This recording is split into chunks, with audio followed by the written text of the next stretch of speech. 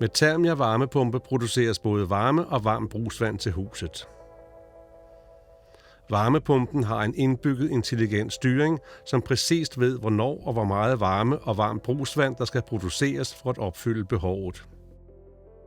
Varmebehovet udregnes af den intelligente styring, som alt afhængig af udetemperaturen og husets behov producerer den rette mængde varme til en perfekt indeklima. Der er altid varmt brugsvand i varmvandsbeholderen, da varmepumpens trevejsventil altid sørger for at skifte position og producere varmt brugsvand, når temperaturen i varmvandsbeholderen falder til under grænseniveauet.